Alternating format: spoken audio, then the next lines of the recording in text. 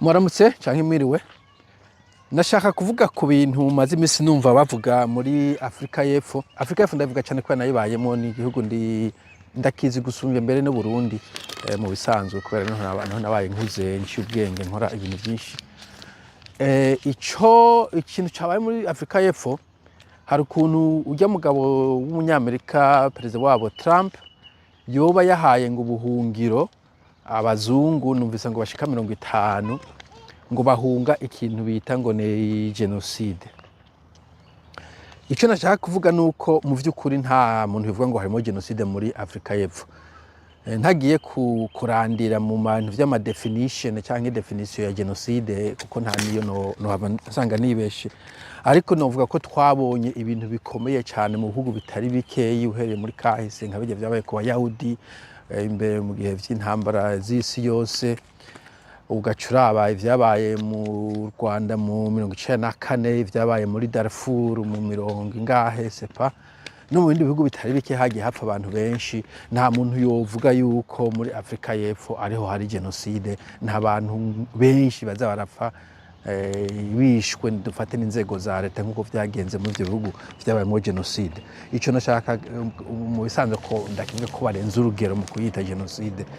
Ariko naho biruko rero hariho imvugo idahumuriza, na cyane cyane kuri bajya abantu bitangwa n'abakomuniste canke urya mugambwe wa Julius Malema. Malema nyene usanga bagiye nko mu bintu vy'imyigaragambyo, mu myiyereko canke mu kwiyamamaza, bavuga ngo kill the boer, kill the farmer, no kuvuga mwice umubuwa, mwice umufermier. Umubuwa mu bisanzwe ni bajya bazungu, nibaza benshi bagiye bakomoka muri Hollande, ari nabo novuga ko aribo bakoze ibintu vya apartheid bito aba africaner. So umvuze ngo babice, nta kundi kuntu umuntu yobisigura. Umuntu yovuga ko mu vy'ukuri uri kurahamagarira kwica, ari naho bakira yita ngo ni genocide. Reka imbere ko mbananye ndabereka ikintu gitoye ngaha. Aha ni sinzi ko izi ngiyango ni ndimu, mugabo nta bantu bazijya kuko ni parike novuga public. Ushatse nawe wo kwamura nkeyi ukajya gukoresha indimu. Usibye ko nazikunda, mugabo abantu nkambona bazikoresha mu guteka. Madame murambona duga gakora ko bikeyi, sinzi ko barabikoresha mu guteka. Aha, yes, I want to get some lemon. Jera nakuriza ahantu hari ibiti nari nzi kurira cyane, ariko mfise kamera mu kuboko kumwe, ukundi kugafata igiti ugasinikute hasi. Ariko nibaza ko nja gushikira n'imiburiburi indimu imwe canke zibiri ndazitahane. Nayifashe imwe. You want one? Okay, mine is gonna fall on your head. Here, grab that. Okay, ndaronse izishika zitanu.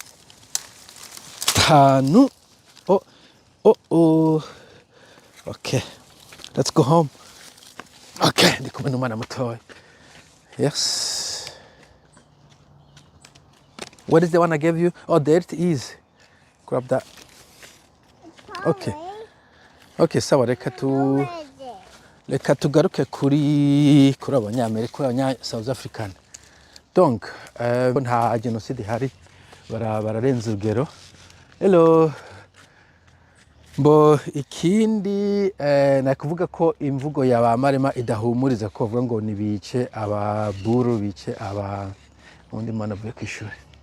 Sabana benshi. You wanna grab this one? Bananas. Banana. You can put in your pocket or... Okay, so. What, are the insects there? Okay, give it to me. I took it off. Okay, let's go. So, look.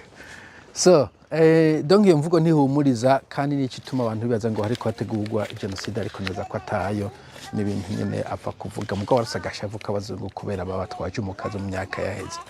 Ico ni cyakabiri. Cyangwa ndashaka kuvuga nuko hariho ikintu ca crime cy'ubukozi bw'ikibi muri South Africa muramumva n'abarundi bicwa mu bisanzwe ushima noneho tunushita na genocide hari n'abarundi bicwa n'abazimbabwe n'abasomaliya abanyafrika ari ukuntu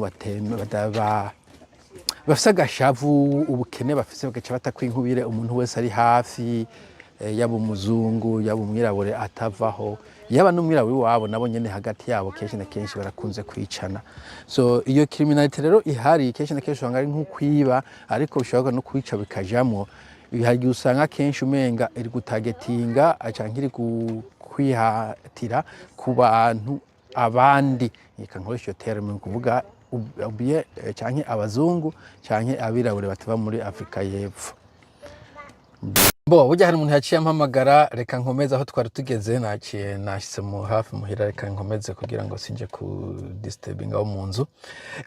Ico navyamvuge nuko President Cyril Ramaphosa yagiye muri kwa Trump muri Amerika kumusigura nibaze ko azosigura neza icambere ko imvugo ya Marema musanzu atariho leta ihagaze. Marema ntabwo ari umuntu ari mu butegetsi nubwo yo bari muri n'amashinga amateka nibaza ko guverinoma ya South Africa itahagaze kwica canke kwirukana abazungu ariko nubwo biruko ibintu byo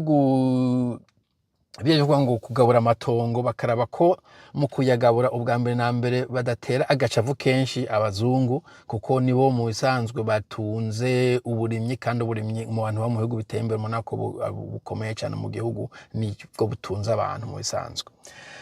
Na cyane ntakore ikosa Mugabe yakoze muri Zimbabwe aho bafata amasi bakayakura ko amatongo farms bakayakura ko abazungu bari bazi kuyakorera bakahereza umuntu atavyazi kenshi na kenshi bagaca bayata bakaguma mu gisagara gukora ivyo mu gisagara kuko burya abarundi tubaho turabizi ko abantu mwakoze nk'i Burundi mutakuriye mu gisagara kurima musanzwe biraruhisha kujya wabona umurimyi w'u Burundi aruha n'umurimyi wo hanze n'abazungu bafite amafamu sinzi ko uba mu gisagara ugatembera ahantu hari amafamu usanga abantu bari gukora ari ugene nko kuwa Mungu no mu gisagara no kuwa gatandatu baba bari mu vyo ma weekend bari kwinezereza ariko ugiye muri famu usanga abantu bari kuyimba n'ibipawa bari kwiruka inyuma y'ibitungwa bafise y'amatungo bafise no kuvuga nubwo woba ufise ferme commerciale n'abantu bakora cyane hagati yo gukora kandi bisaba ubuhinga ukamenya mbe inzi imbuto ziterwa muri iki gihe inka igaburirwa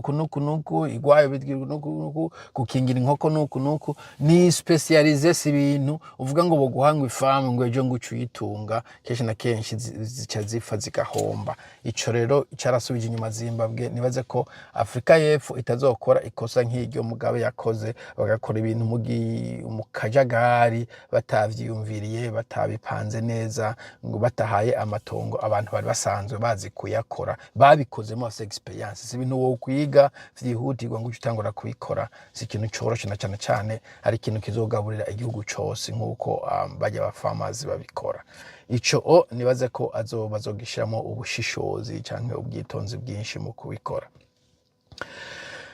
Ikindi eske bajya ba South Africans barakwiye kwitwa impunzi nibaza ko bamera nk'abashikuza nta impunzi mu bisanzwe abari umuntu yabuze yaje niyava yazishinge na rugero nibaza ko bajya abazungu ntabwo babuzishinge na rugero Afrika y'Epfo narayibayemo ndayikunda bikurikirana kwitwa impunzi ni ikintu kitoroshe ko nk'ubu hari n'abantu b'impunzi mu by'ukuri nk'ubu abantu bahunga leta iri kubiruka ko ugashika hanze mu kubagura kugira ngo baguhe ubuhunzi bikaba ibintu by'ingorane neza ko harundi batari bake muri za Ububirigi ni Burayi mu bizi ukuntu ushobora kwerekana ivyerekana neza ko wari ubangamiwe mugabo bakarinaniza kuguha ubwene gihugu canke ubuhungiro ariko bo bavuye muri South Africa bafise ubwene bafise ubwo buhungiro ahubwo ashobora kuba baranje n'indege yo kubakira nibaza ko habayemo ukurenza urugero kandi icyanyuma ndashaka kuvuga harimo ikintu uvuga irony sinzi ko no kivuga mu Kirundi ukuntu ibihushane niko novuga reka nkoresha iyo terme ukuntu ntuzeye Trump avuga ngo ntashaka impunzi Amerika ni abanyamerika impunzi abanyinshi n'abimukira akazibira mugabo agaca atumira abantu atanubuhungiro bari bamusavye notama abantu bo muri Afrika y'Epfo ntabwo baguwe neza nabi cyane abazungu bo muri Afrika y'Epfo ariko nta nubuhungiro bariko barasaba ariko akaba ariwe abatumira ngo nimuze ngaha mwitwe impunzi kandi hariho abandi bariko basaba ubuhungiro kandi babukeneye abantu baboreye mu makambi y'impunzi cenze umuntu yahunze ngira ngo hari abantu bahunze mu za 90 mu ntango 94 mu ntango z'ugwimo rw'u Burundi ruheruka canke muri 2015 kuvuga amaze imyaka 10 20 30 kuva mu 94 imyaka 30 iraheze ariko batararonka ubuhungiro bari ahantu mu makambi y'impunzi badafise ubwene gihugu bw'igihugu na kimwe ariko bari gusaba resettlement canke ko uronka ubwene gihugu canke ubuhungiro burundu canke c'abanyarwanda mugabo bakabwimana mugabo ukabuha umuntu atabugusavye ivyo navuga ko ari ironi kameme bamwe bashiramo ko harimo na race ratio kubera bo barabazungu Trump ati bazane hano sico kimwe n'abirabure canke ababaratino canke barabo baza ngaha bo nico ndashaka kuvuga ntabwo ari igitigiri cinshi cane ico covuze indura ahubwo yo batabazungu nta n'umuntu ari kubimenya ariko nuko bimeze nuko mugira amahoro.